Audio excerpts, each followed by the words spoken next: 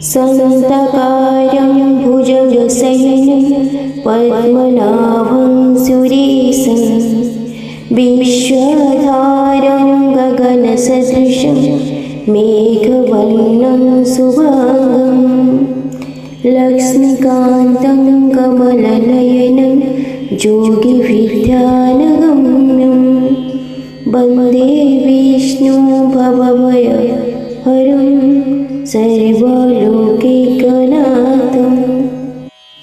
आज पवित्र अपरा एकादशी अपार धन संपत्ति प्राप्ति होता है। यही एकादशी व्रत कले एवं पापरू मुक्ति मिलता है। यही दिन भगवान विष्णु को वामन अवतार को पूजा कराए एवं जलक्रीड़ा माध्यम प्रभु को स्मरण कराए। यही एकादशी व्रत कले अपार धन संपत्ति सुख सौभाग्य प्राप्ति होता है।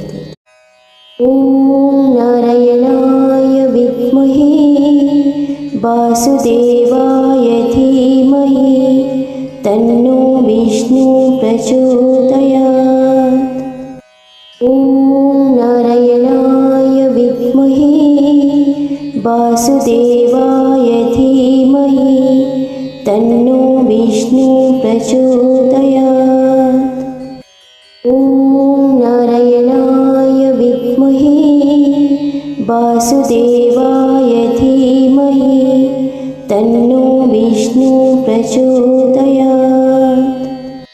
ओम नारायणाय विद्महे वासुदेवाय धीमहि तन्नो विष्णु प्रचोदयात्।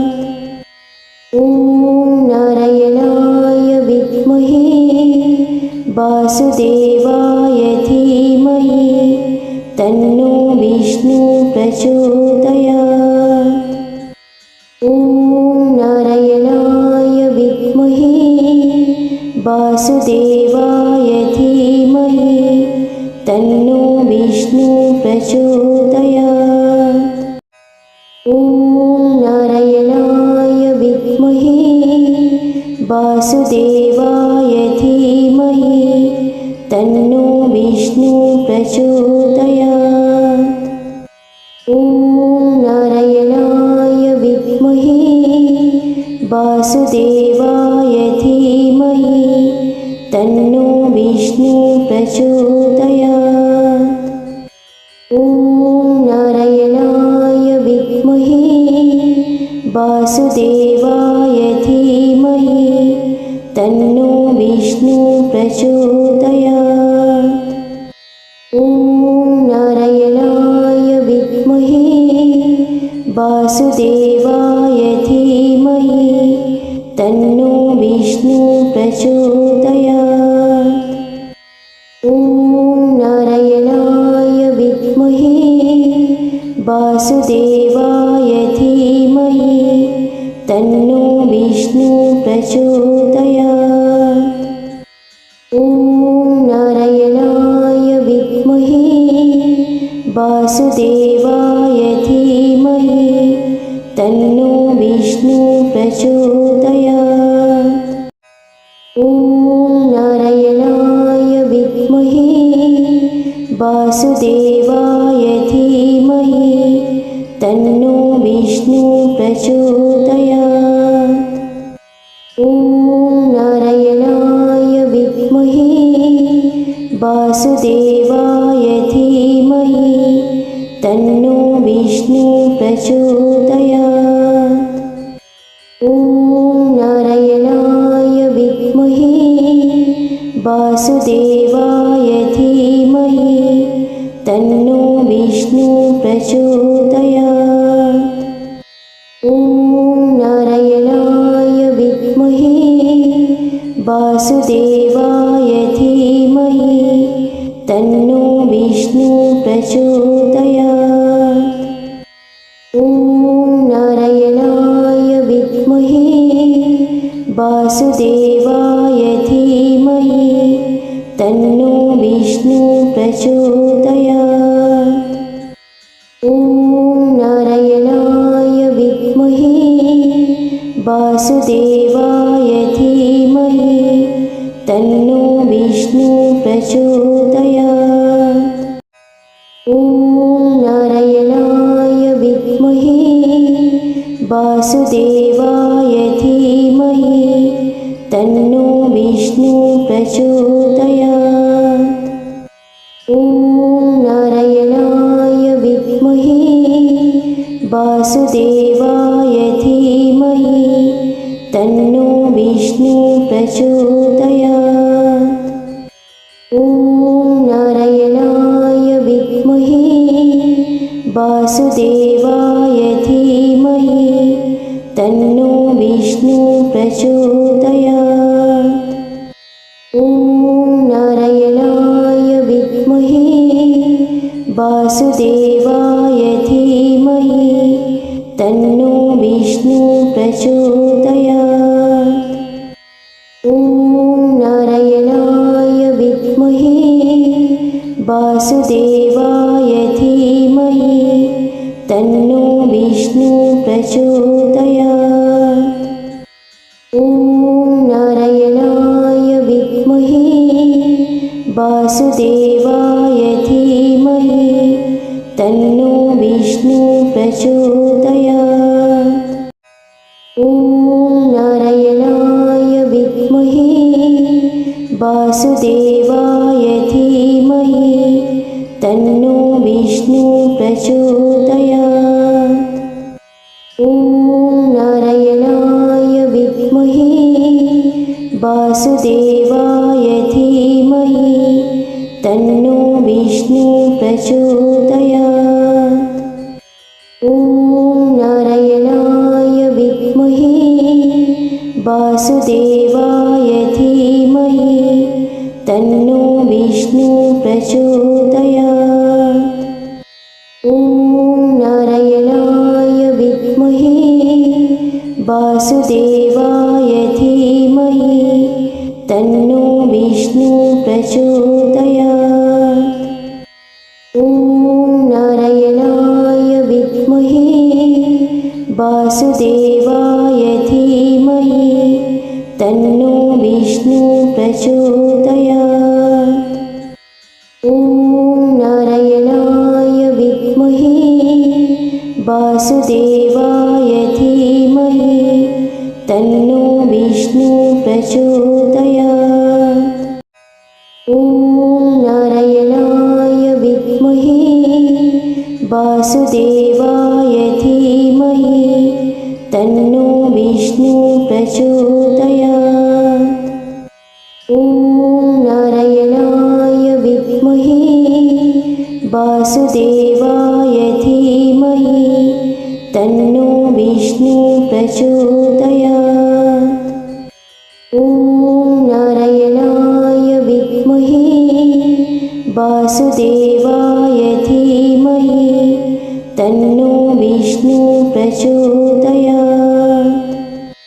ॐ नारायणाय विद्महे वासुदेवाय धीमहि तन्नो विष्णु प्रचोदयात्।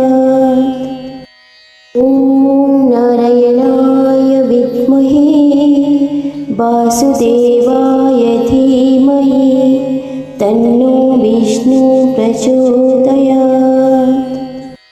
ॐ नारायणाय विद्महे वासुदेवाय धीमहि तन्नो विष्णु प्रचोदयात्। ॐ नारायणाय विद्महे वासुदेवाय धीमहि तन्नो विष्णु प्रचोदयात्। ॐ नारायणाय विद्महे वासुदेवाय धीमहि तन्नो विष्णु प्रचोदयात्। ॐ नारायणाय विद्महे वासुदेवाय धीमहि तन्नो विष्णु प्रचोदयात्। ॐ नारायणाय विद्महे वासुदेवाय धीमहि तन्नो विष्णु प्रचोदयात्।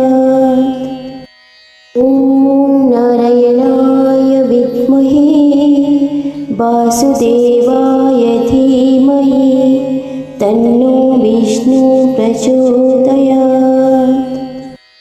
ॐ नारायणाय विद्महे वासुदेवाय धीमहि तन्नो विष्णु प्रचोदयात्।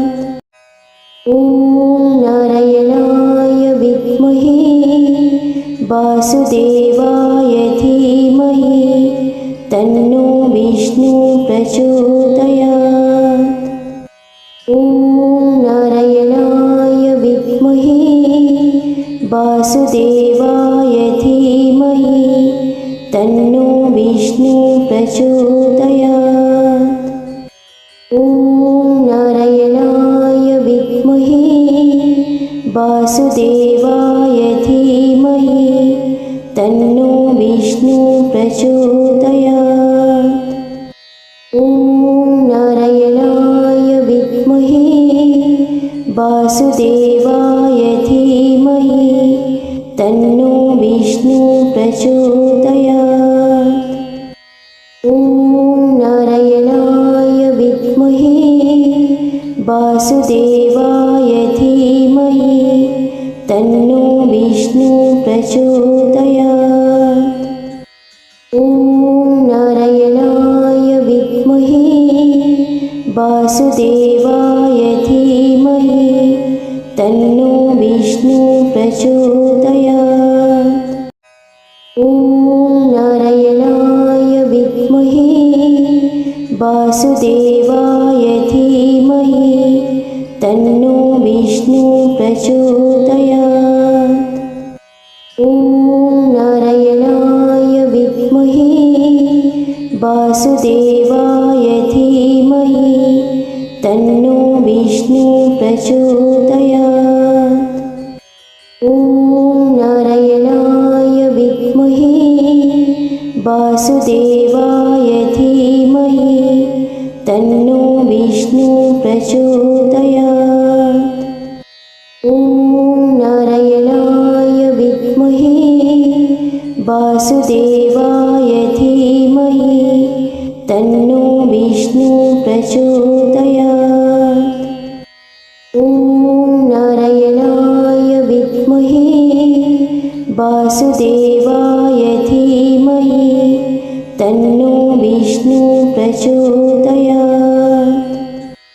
ॐ नारायणाय विद्महे वासुदेवाय धीमहि तन्नो विष्णु प्रचोदयात्। ॐ नारायणाय विद्महे वासुदेवाय धीमहि तन्नो विष्णु प्रचोदयात्। ॐ नारायणाय विद्महे वासुदेवाय धीमहि तन्नो विष्णु प्रचोदयात्। ॐ नारायणाय विद्महे वासुदेवाय धीमहि तन्नो विष्णु प्रचोदयात्। ॐ नारायणाय विद्महे वासुदेवाय धीमहि तन्नो विष्णु प्रचोदयात्। ॐ नारायणाय विद्महे वासुदेवाय धीमहि तन्नो विष्णु प्रचोदयात्। ॐ नारायणाय विद्महे वासुदेवाय धीमहि तन्नो विष्णु प्रचोदयात्। ॐ नारायणाय विद्महे वासुदेवाय धीमहि तन्नो विष्णु प्रचोदयात्। ॐ नारायणाय विद्महे वासुदेवाय धीमहि तन्नो विष्णु प्रचोदयात्। ॐ नारायणाय विद्महे वासुदेवाय धीमहि तन्नो विष्णु प्रचोदयात्। ॐ नारायणाय विद्महे वासुदेवाय धीमहि तन्नो विष्णु प्रचोदयात्। ॐ नारायणाय विद्महे वासुदेवाय धीमहि तन्नो विष्णु प्रचोदयात्। ॐ नारायणाय विद्महे वासुदेवाय धीमहि तन्नो विष्णु प्रचोदयात्। ॐ नारायणाय विद्महे वासुदेवाय धीमहि तन्नो विष्णु प्रचोदयात्। ॐ नारायणाय विद्महे वासुदेवाय धीमहि तन्नो विष्णु प्रचोदयात्। ॐ नारायणाय विद्महे वासुदेवाय धीमहि तन्नो विष्णु प्रचोदयात्। ॐ नारायणाय विद्महे वासुदेवाय धीमहि तन्नो विष्णु प्रचोदयात्। ॐ नारायणाय विद्महे वासुदेवाय धीमहि तन्नो विष्णु प्रचोदयात्। ॐ नारायणाय विद्महे वासुदेवाय धीमहि तन्नो विष्णु प्रचोदयात्। ॐ नारायणाय विद्महे वासुदेवाय धीमहि तन्नो विष्णु प्रचोदयात्। ॐ नारायणाय विद्महे वासुदेवाय धीमहि तन्नो विष्णु प्रचोदयात्। ॐ नारायणाय विद्महे वासुदेवाय धीमहि तन्नो विष्णु प्रचोदयात्। ॐ नारायणाय विद्महे वासुदेवाय धीमहि तन्नो विष्णु प्रचोदयात्।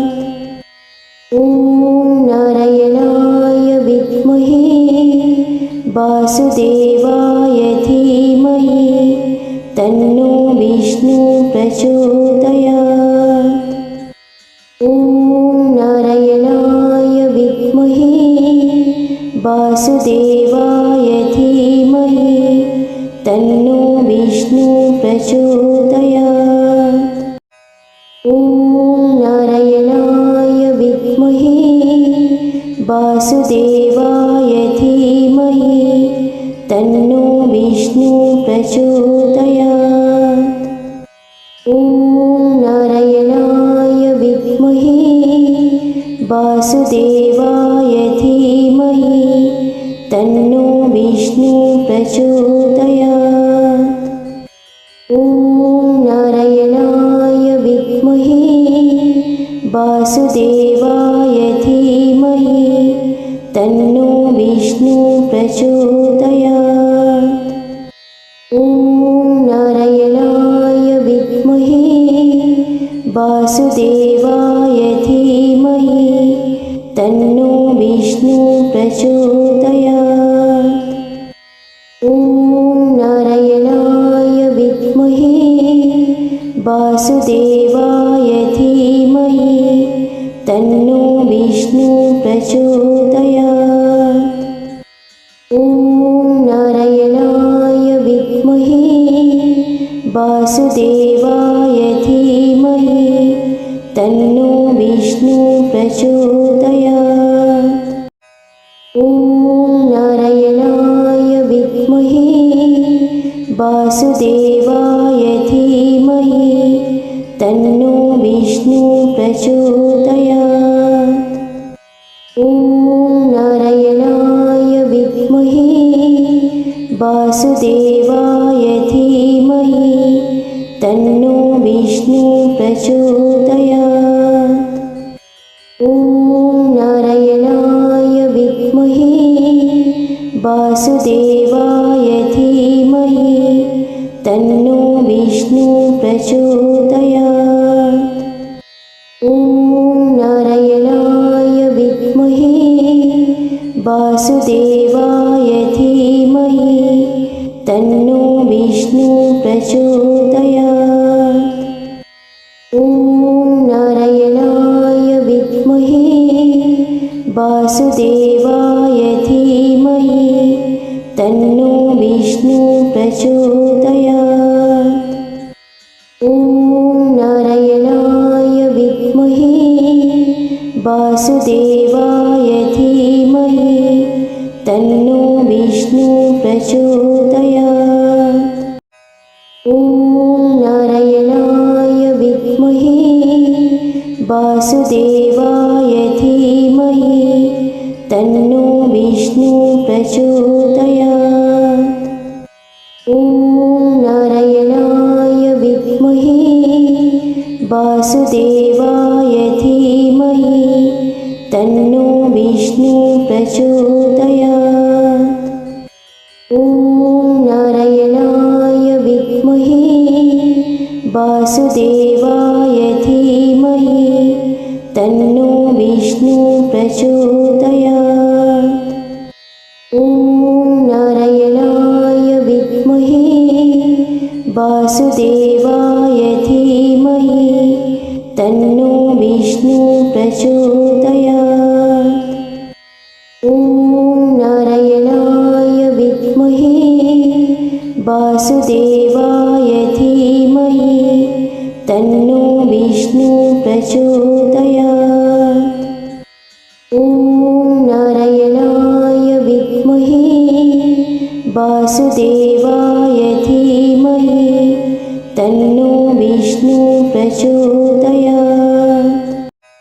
ॐ नारायणाय विद्महे वासुदेवाय धीमहि तन्नो विष्णु प्रचोदयात्। ॐ नारायणाय विद्महे वासुदेवाय धीमहि तन्नो विष्णु प्रचोदयात्। ॐ नारायणाय विद्महे वासुदेवाय धीमहि तन्नो विष्णु प्रचोदयात्। ॐ नारायणाय विद्महे वासुदेवाय धीमहि तन्नो विष्णु प्रचोदयात्। ॐ नारायणाय विद्महे वासुदेवाय धीमहि तन्नो विष्णु प्रचोदयात्।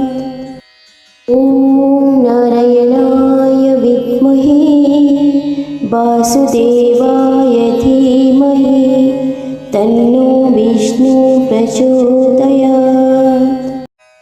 ॐ नारायणाय विद्महे वासुदेवाय धीमहि तन्नो विष्णु प्रचोदयात्। ॐ नारायणाय विद्महे वासुदेवाय धीमहि तन्नो विष्णु प्रचोदयात्। ॐ नारायणाय विद्महे वासुदेवाय धीमहि तन्नो विष्णु प्रचोदयात्। ॐ नारायणाय विद्महे वासुदेवाय धीमहि तन्नो विष्णु प्रचोदयात्। ॐ नारायणाय विद्महे वासुदेवाय धीमहि तन्नो विष्णु प्रचोदयात्। ॐ नारायणाय विद्महे वासुदेवाय धीमहि तन्नो विष्णु प्रचोदयात्।